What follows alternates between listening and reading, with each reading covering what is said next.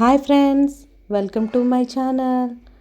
ఈరోజు ఇంట్లోనే ఈజీగా నెయ్యి ఎలా ప్రిపేర్ చేయాలన్నది చూద్దామండి.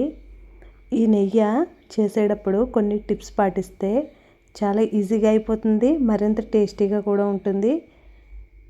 ఈ వీడియోలో పాలు నుంచి పెరుగు తయారు చేయడం, దాని నుంచి మీగడ కలెక్ట్ చేయడం, అక్కడి నుంచి వెన్న ప్రిపేర్ చేయడం, దాని నుంచి నెయ్యి తయారు చేయడం, ఇలా కంప్లీట్ ప్రాసెస్ అయితే చూద్దామండి.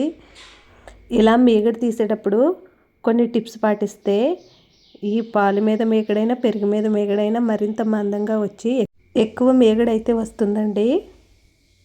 ఇప్పుడు వీడియోలోకి వెళ్ళిపోతాం. వీడియో మొత్తం చూడండి, ఎక్కడ స్కిప్ చేయకుండా. ముందు మనం చిక్కటి పాలను వాటర్ కొద్దిగా మాత్రమే వేసుకుని మంటను లో ఫ్లేమ్లో పెట్టుకుని పాలు కాచుకుని పక్కన పెట్టుకోవాలండి. పక్కన పెట్టుకుని పాలు మీద మీగడ కడుతుంది కదండి, బాగా చల్లారిన తర్వాత అది ఫ్రిడ్జ్లో పెట్టుకుంటే చాలా మందంగా అయితే వస్తుందండి, ఎక్కువ మీగడైతే వస్తుంది. కాబట్టి అలా అన్నా ట్రై చేయొచ్చు. ఇక్కడ మనమైతే పెరుగు మీద మీగడ తీసుకుంటున్నామండి. ఇది కూడా ఫ్రిడ్జ్లో పెట్టుకుని ఒక 2 hours తర్వాత అలా తీసుకుంటే మీగడైతే ఎక్కువ వస్తుందండి, అంటే ఒత్తుగా వస్తుందనేసి చెప్తున్నాను.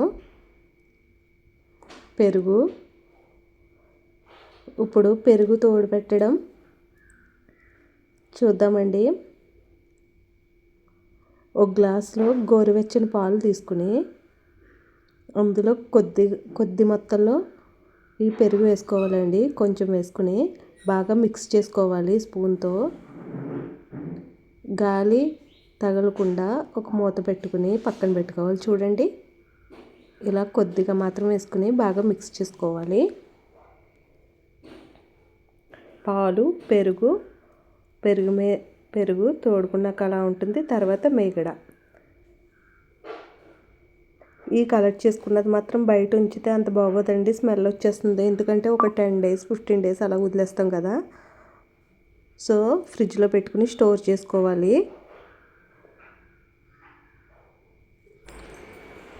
మనం మీగడ కలెక్ట్ చేసినప్పుడు కొంచెం పెరుగు కూడా వేసుకోవాలండి. అలా అయితే ఈ మీగడ స్మెల్ రాకుండా ఫ్రెష్గా ఉంటుంది. సో అది తీసుకునేటప్పుడు పాలలోదైనా పెరుగులోదైనా మీగడ తీసుకున్నప్పుడు కొంచెం పెరుగు అయితే వేసుకుని ఉంచుకుని ఫ్రిడ్జ్లో అయితే స్టోర్ చేసుకోండి. ఇప్పుడు వీడియోలోకి అయితే వెళ్ళిపోదాం. మనం కలెక్ట్ చేసి ఉంచుకున్న ఈ మీగడనంతా ఒక్కసారి ఇలాగా ఒక గరిటె పెట్టుకుని కలుపుకుని మిక్సీ జార్లో, ఎక్కువగా కదండి, ఒక సకానికి వేసుకుని కొంచెం చల్లని నీళ్ళు వేసుకోవాలండి. చిల్డ్ వాటర్ వేసుకుని మిక్సీ పట్టుకోవాలి. జస్ట్ 5 minutes అయితే సరిపోతుందండి, వచ్చేస్తుంది వెన్నపూస. చూడండి, ఇక్కడ వీడియోలో నేనైతే క్లియర్గా చూపించాను. అది కూడా హైలో కాదండి, జస్ట్ లోలో పెట్టుకుని ఒక 5 minutes అంటే వచ్చేస్తుందండి. వాటర్ నార్మల్ వాటర్ కన్నా కూలింగ్ వాటర్ అయితే బాగా వస్తుంది వెన్నపూస. మీకు ఇక్కడ వీడియోలో చూపిస్తున్నాను చూడండి. ఈ వెన్నపూసని ఒక్కొక్కరు ఒక్కొక్క మెథడ్లో తీస్తారు కదండి. ఒక్కొక్కరికి ఒక్కో ఈజీ మెథడ్ లాగా ఒక్కొక్కరు ఒక్కో రకంగా తీస్తారు. కొంతమంది కవ్వంతో, కొంతమంది మిక్సీతో, కొంతమంది చేతితో, ఇలా రకరకాల ప్రాసెస్లు అయితే చేస్తారండి. చూడండి, ఇక్కడ మనం ఒక బౌల్లో వాటర్ వేసుకుని ఐస్ క్యూబ్స్ అన్న వేసుకోవచ్చండి, లేకపోతే కొద్దిగా ఐస్ వాటర్ అన్న కూడా వేసుకోవచ్చు. వేసుకుని మనం ఇలా కలెక్ట్ చేసుకున్న ఈ వెన్న ముద్ద మిశ్రమాన్ని అంతా కూడా అందులో వేసుకోవాలి. ఇలా ఒక 2 times అయినా 3 times అయినా సగం వేసుకుని మిక్సీ పట్టుకోవాలండి. అంతా ఒకేసారి వేసి కన్నా ఇలా అయితే బాగా వస్తుంది. అంతే అండి. ఇలా కలెక్ట్ చేసుకున్న వెన్న ముద్దనంతా ఒక బౌల్లోకి తీసుకుని ఒక 2 times బాగా వాష్ చేసుకోవాలి. ఇలా వాష్ చేసుకోవడం వల్ల ఇది స్మెల్ అది రాకుండా ఉంటుందండి. మరియు నెయ్యి చేసుకున్నప్పుడు అడుగు పడుతుంది కదండి, ఒక పన్నీర్ మిశ్రమంలో అడుగు పడుతుంది కదా, అది ఎక్కువ పట్టకుండా ఉంటుంది. అందుకని మెయిన్ ఇది కడుక్కోవాలి. ఇలా వాష్ చేసుకున్న తర్వాత గ్యాస్ వెలిగించి అది కూడా మీడియం ఫ్లేమ్లో పెట్టుకోవాలండి. హై ఫ్లేమ్లో పెట్టుకోకూడదు, అలా అయితే మాడిపోతుంది. లో ఫ్లేమ్లో పెట్టుకుని బాగా కాగనివ్వాలి. మధ్య మధ్యలో గెరిట పెట్టుకుని కలుపుకుంటూ ఉండండి. మంచి కలర్కి అయితే కొద్దిగా పసుపు అయితే యాడ్ చేయండి. ఇది ఆప్షనల్ మాత్రమే. ఈ పసుపు యాడ్ చేయడం వల్ల చూడడానికి మెయిన్ అందంగా కనిపిస్తుంది. మనకి టేస్ట్కే కాదండి, చూడడానికి కూడా బాగుండాలి కదా.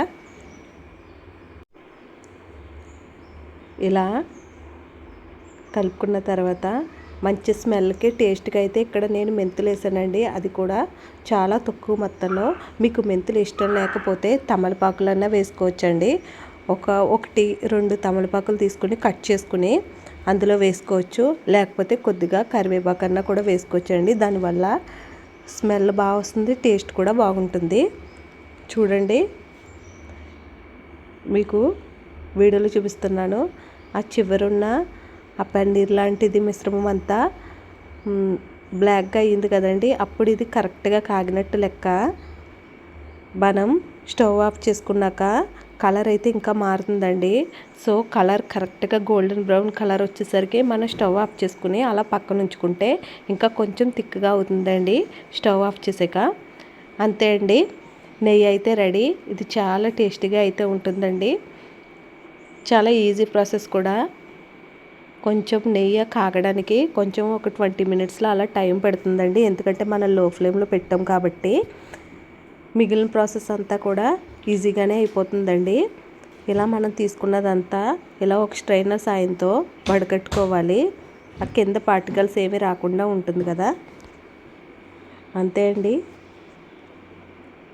స్వచ్ఛమైన నెయ్యి అయితే రెడీ అండి. ఇది ఫ్రిడ్జ్లో పెట్టుకుని స్టోర్ చేసుకుంటే ఎన్ని రోజులైనా కూడా ఫ్రెష్గానే ఉంటుందండి. అంతే అండి, నెయ్యి అయితే రెడీ. ఇది వేరే మెథడ్లో కూడా చేయొచ్చండి. ఈ నెయ్యి అంటే మన కవ్వం వాడకుండా మిక్సీతో పని లేకుండా హ్యాండ్తో చేసే విధానం ఆల్రెడీ వీడియో అయితే పోస్ట్ చేశానండి. అలా ఎవరైనా ఆ వీడియో చెక్ చేయాలనుకుంటే ఈ వీడియో కింద డిస్క్రిప్షన్లో అయితే ఇస్తానండి, ఒకసారి చెక్ చేసేయండి. ఆ ప్రాసెస్ కూడా చాలా ఈజీ మెథడ్ అండి, కానీ చాలా ఓల్డ్ మెథడ్. అంతే అండి, నెయ్యి అయితే రెడీ అండి. మీకు ఈ వీడియో కనుక నచ్చినట్లయితే లైక్ చేయండి, షేర్ చేయండి, కామెంట్ చేయండి అండ్ సబ్స్క్రైబ్ చేయడం మాత్రం మర్చిపోకండి. పక్కనే ఉన్న బెల్ ఐకాన్ ట్యాప్ చేయండి. Thank you for watching.